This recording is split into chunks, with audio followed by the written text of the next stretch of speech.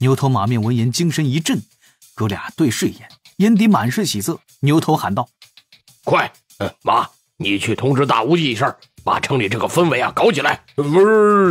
会儿，马面扭头急窜，一步跳出了数百丈之远，在山崖上方发足疾奔，还不忘拿出石书梳理着自己柔顺的棕发。牛头搓搓大手，跳到下方关卡，扯着嗓子吆喝几声，让此地镇守的数百巫族忙碌了起来，也将那几名正要过关的炼气士吓得不轻。待李长寿驾云带着赵德柱、龙吉、敖乙飞到了千里之外，被牛头发现了踪迹。牛头扭头呼喝：过来！几名巫族壮汉扛着一口破旧的大鼓向前，牛头拿起鼓锥擂了一段巫族战鼓。丰都城各处响起鼓声，小半个幽冥界都被震动。李长寿远远瞧见，露出淡淡的微笑。赵德柱传声笑道：呵呵，长庚，看来你已在地府做了不少布置。啊，陛下误会了，小神什么都没做。李长寿传声回着：是地府听闻龙族归顺天庭，又知天地仁义，想主动入列罢了。赵德柱顿时笑眯了眼，却是误会的更深了一些。两个人的身后，龙吉瞧脸敖乙，小声嘀咕：老师一路上都在传声呢。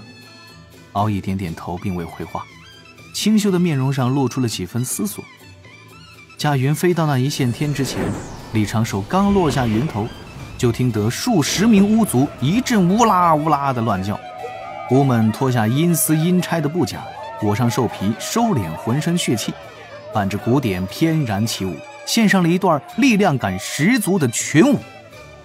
待这些巫族跳完退开，赵德柱抚掌颔首，颇为中意。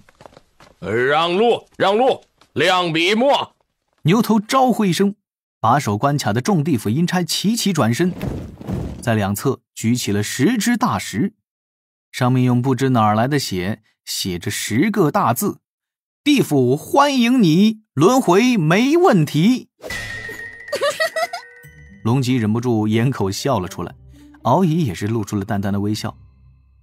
赵德柱也露出了和煦的微笑，与李长寿一同向前，坐上了地府准备好的牛车。这一次牛头亲自在前面牵牛，还没有踏出这一线天之地，就为两个人热烈地介绍起了幽冥界的旅游胜地。李长寿笑着问：怎么不见马面道友啊？他去前边准备了。牛头随口回了一句，恰好牵着牛车走出一线天，离开了大阵风境。前方忽有一阵阴风吹来，各处响起了阴恻恻的娇笑声，又听远处奏起了悠扬的哀乐，伴着这凄凉的乐声，漫天遍野飞来一道道倩影。他来了，他来了，那带着僵硬的微笑，森森的寒气齐齐飞来了。他们提着花篮，撒下一片片彼岸花的花瓣，他们哼着歌谣，像是凡俗流传的勾魂曲调。水神，怎么样啊？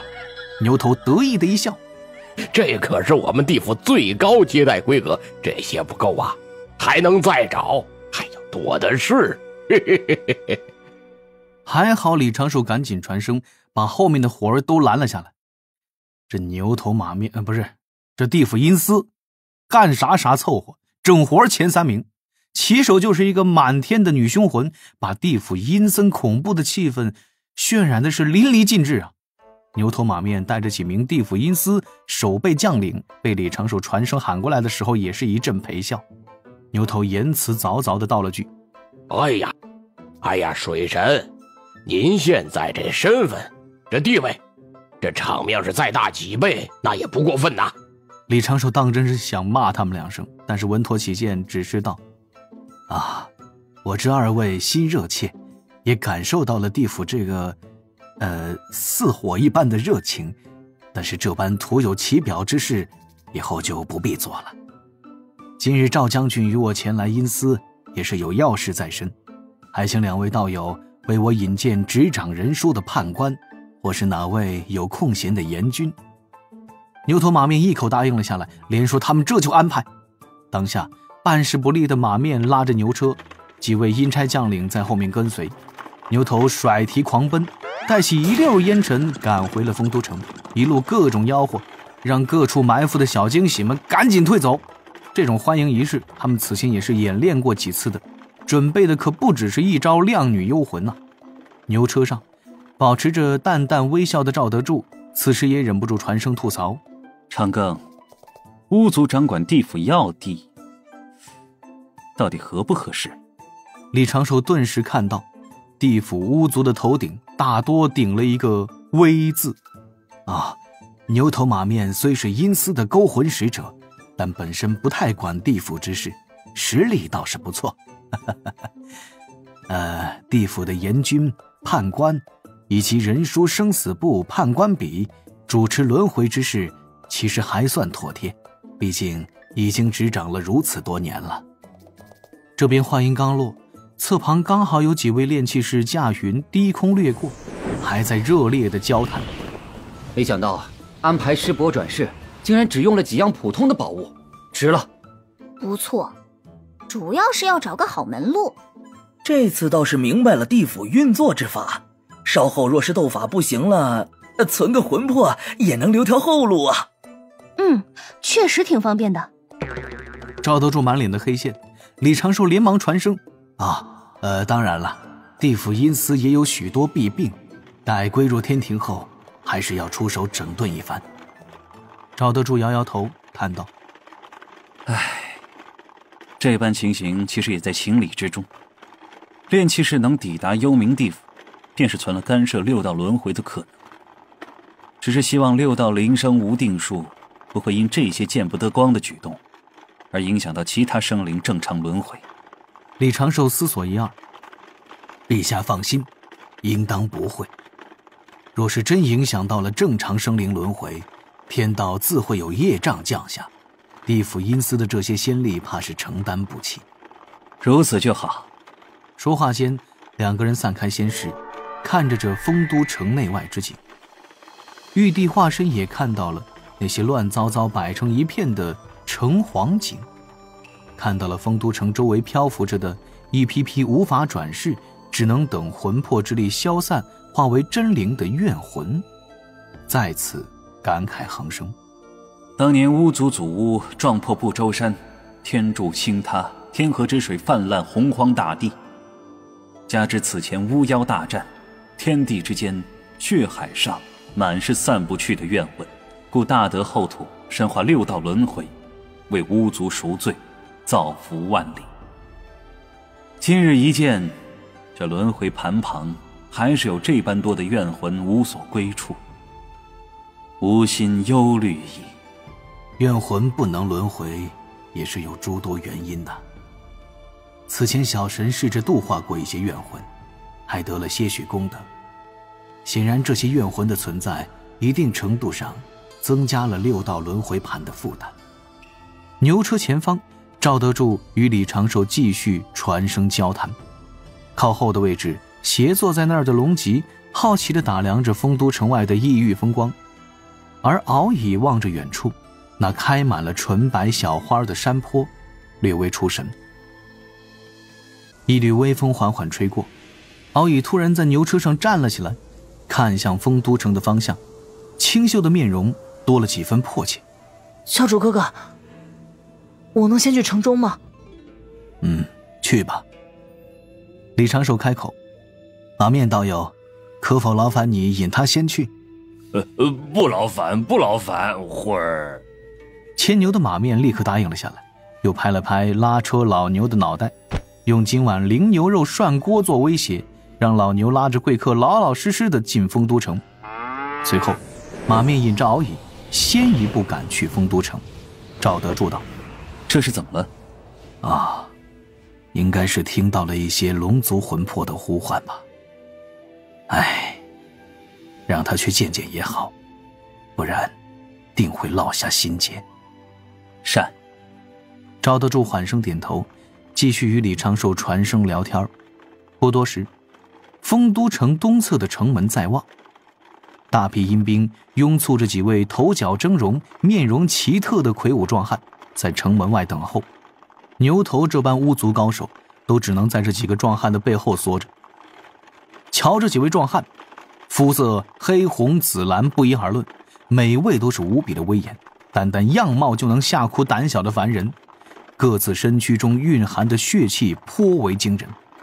最显眼的还是他们身上的鬼蟒袍，其上蕴含着少许天道之力，显然是天道赐下的法器，有少许护佑之力。地府十殿阎君，李长寿最先飘下牛车，赵德柱与龙吉在后跟随。这几位阎君露出能让孩童止啼的笑容，齐齐向前见礼，口称水神。李长寿拱手还礼，连称阎君，不提陛下二字。牛头凑向前做介绍，这次外出相迎的有秦广王、楚江王、武关王、都市王、平等王，都是天道赋下的神权之位，负责审理鬼魂之罪恶，统管18层地狱、6道轮回之事。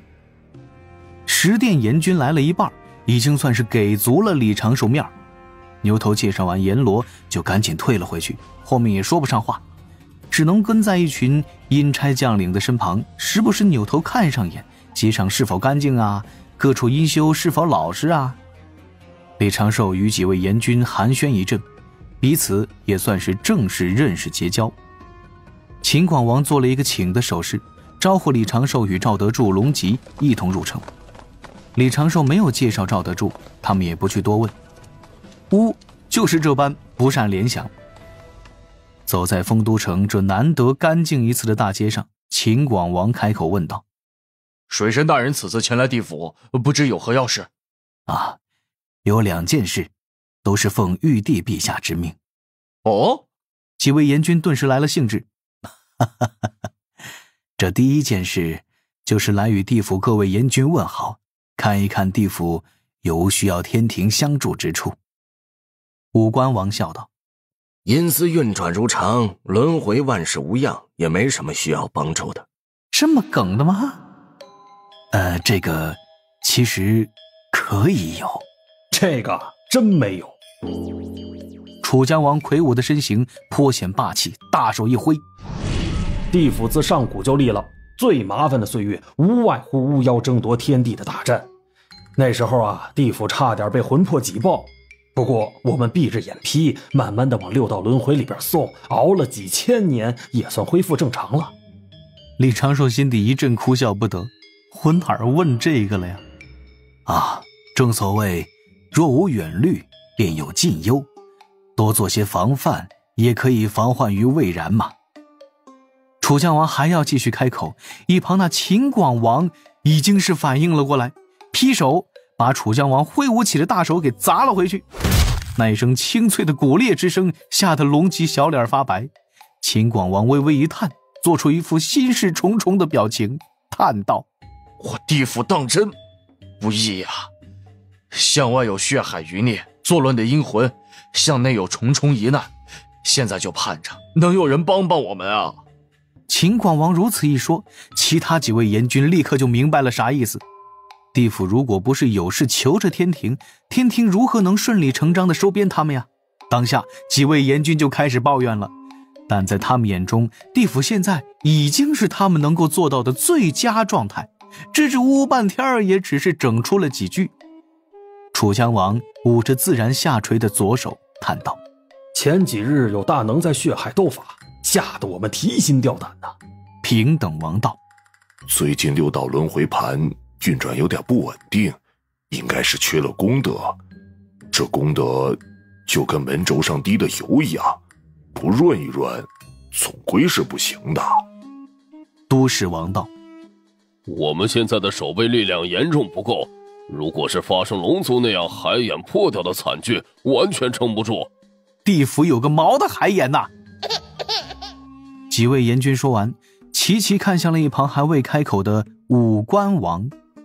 武关王这了半天，言语难出，脸都涨红了，只能从牙缝里憋出一句：阴魂滞销，帮帮我们。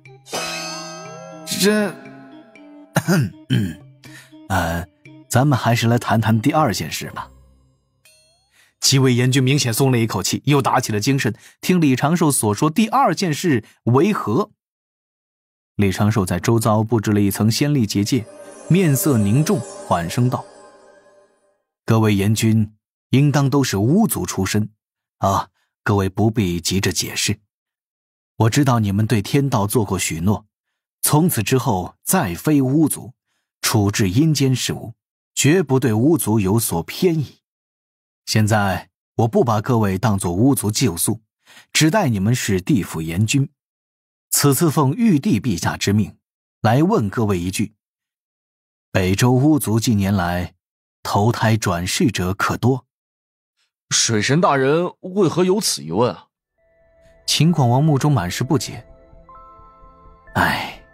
此前本是受好友所托，去看望北距泸州巫族境况。